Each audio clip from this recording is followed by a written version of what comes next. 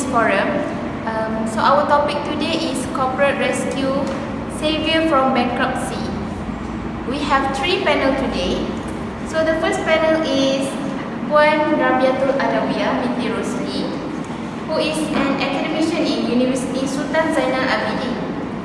And the second panel is Datuk Amira binti Ismail. She is one of the insolvency practitioners in Backbase Trainer Group. And lastly, Prof. Datuk Amira Akila binti Zainal Abidin, who is a professional financial analyst and corporate strategist at Bursa Securities Berhad. And how are you, ma'am?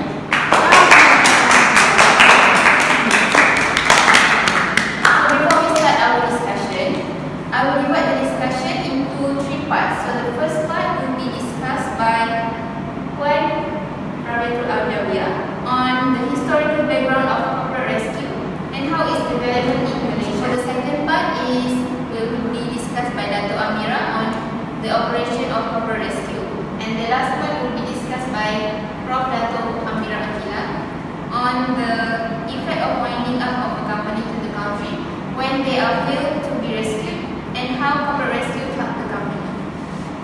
So first we will start the question with Puan Rabiatul Adawiyah. So could you explain about the historical background of corporate rescue? Thank you, Ms. Moderator, and thank you for having me today. Before corporate rescue was found, when a company failed to pay the debt and where the liability of a company is more than the asset, the only way to pay the creditor is by way of liquidation, and then followed by insolvency and winding up in order to rehabilitate and rescue the company from insolvency and lower the impact. So, around 1870, the United Kingdom has introduced the corporate rescue. However, there was not much development after that. Around 1970, there was a huge economic disaster occurred. This was where the United Kingdom government took initiative to reform the corporate rescue. So how was the situation of corporate rescue at the time? Unfortunately, it was not really encouraging. At that time, the bankruptcy law and rescue law system was still weak. It was almost impossible to rehabilitate and rescue the company at that time. Because of that, the Bank of England created and promoted a new mechanism called London Approach. Oh, what is London Approach? It is a very good question, Madam. London Approach is an informal approach to rescue a company. It was a very simple approach to rescue a company, but lacked of protection for the company. It attempts to avoid liquidation of assets except in emergency. The thing is, of course, the company will be in emergency when it defaulted in debt payment against the creditor. That is why it seems that the approach is not really existing to rescue the company. Okay, so what do you think the best approach reform after that? The UK government appointed a committee called the COP Committee to review and make recommendations to both corporate and personal insolvency laws. The COP Committee set out 2 procedures known as corporate voluntary arrangements, or in short forms CVA, and administration order. In 1980, the recommendations became law, and in 1985 the UK government introduced CVA and administration procedure in Insolvency Act 1985 and 1986. Okay, so what about in Malaysia? How the corporate rescue developed in Malaysia? Unfortunately, Ms. Alia, in Malaysia we do not apply the corporate rescue before this until the new Companies Act enacted in 2016. It was just being enforced last year in the 1st March of 2018. We already have the first case relating to corporate rescue, which was decided last year. The case is Legolas Development Sdn Bhd. We are still looking forward on how will these corporate rescues will be developing in Malaysia. Okay, so thank you, Puan Rabiatul Adawiyah. So we already know that the corporate rescue was invented in UK and later being adopted in Malaysia recently. The corporate rescue objective was to rescue and rehabilitate or revive the company from the debt the debt, right? Yes, true. That's correct. Okay, so now we want to know how the corporate rescue operates in Malaysia. Can you tell us, Dato' Amira, how does the court help in the corporate rescue in Malaysia? So the court has two mechanisms in helping in corporate rescue. First, they provide for judicial management under Section 403 until 430 of Companies Act 2016. And the second one is a mechanism which is revived from the previous Companies Act 1965, which is the scheme of arrangement. In the current Companies Act 2016, it is provided under Section 366, subsection 1. So I will explain first on the judicial management. So judicial management is a temporary court supervised rescue plan which it places the management of a company with a qualified insolvency practitioner, which is known as judicial manager.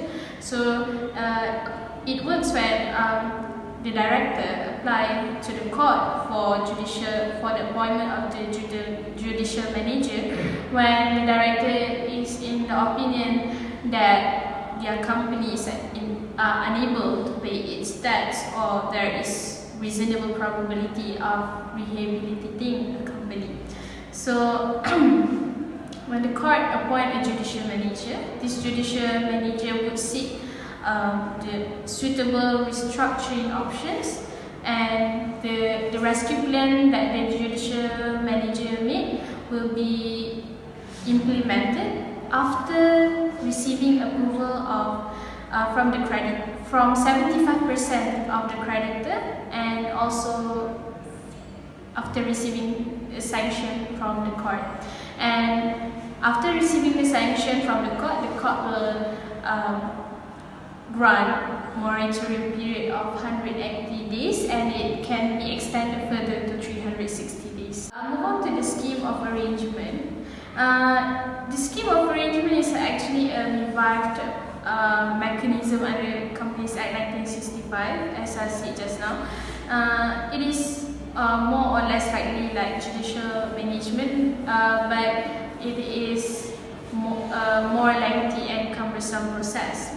There are 3 stages in scheme of arrangement. First, the applicant may be the company, the creditor or its members, the liquidator or the judicial manager. They must apply for leave from the court to do meetings, and they must hold the meetings, which is not less than one time. There must be a lot of meetings, and after the meeting they achieve the resolution, and the resolution must be reported to the court for the implementation of the rescue plan. So that's the scheme of arrangement. Thank you, Dato' Amira. So, in simple words, what Dato' Amira said just now was the company can choose to whether to involve a court or not in saving the company from being winding up. Okay, moving on to our next panel, Prof. Dato' Amira binti Zainal Abidin. Okay, so the first question, Prof, can you tell us what is the effect of winding up of a company? Okay, thank you, Miss Alia. The effect of winding up. Okay, firstly, you have to know the definition of winding up. Winding up is actually a process of dissolving a company, and it can be done by selling the assets of the company. And the effect of winding up a company would be the cessation of the company's business, whereby the company cannot carry out the business anymore, the contract of employment will be terminated, the asset of the company cannot be disposed, and also the shares of the company cannot be transferred. Move on to the next question. Since Dato' Amira had tell us about the court's intervention to help the company from be winding up, so we want to ask Prof. Dato' Amira Akila, is there any other alternative to help the company in regards to the corporate rescue? Actually,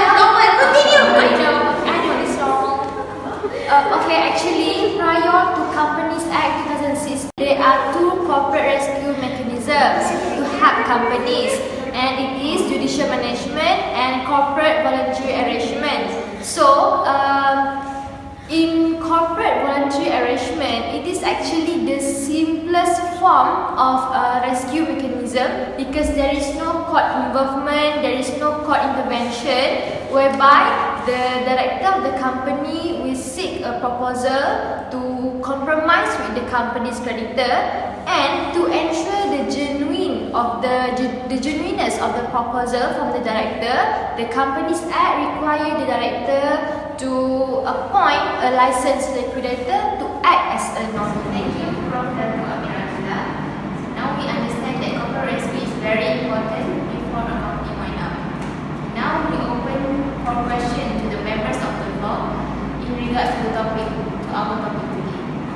Is there any I have a question to Prof. Dato'. In your opinion, how about our economy now in Malaysia? Thank you for the shocking question. Actually, Malaysia's economic growth has developed year by year, and it has surpassed the expectations because the country's gross domestic product grew by year and increased year by year. And this is because of the contribution by the private sector or private company. Excuse me, moderator. We got question from Yes? Oh, We also take question from the audience at home. Okay, now we got a call, so let's hear the question today. My name is Farazalina. So today I have a question for the panel. I want to ask, what is the difference between judicial management and scheme of arrangement? Thank you, Ms. Farazalina, for the question. So the question was, what is the difference between judicial arrangement and scheme of arrangement? So I think Dato' Amira can explain to us what is So thank you for the questions just now. So the differences that we can see from judicial management and scheme of arrangement is that judicial management can only be applied by the directors when the company is unable to pay its debt. However, for scheme of arrangement, the company does not must necessarily be insolvent to apply for scheme of arrangement. They can apply for it when they feel that they need to reorganize their share capital. So another big differences that we can see between these two is that judicial management provide moratorium period of up to 1 year. However, there is no moratorium period in scheme of arrangement. So, in my opinion, judicial management is the best solution for a company if in rescuing their company. Thank you, thank you for our panel for answering the question given by the audience. And I hope the audience are satisfied with the question, with the answer given by our panel. And we have come to an end of our forum, and we hope that you get the valuable information and also the valuable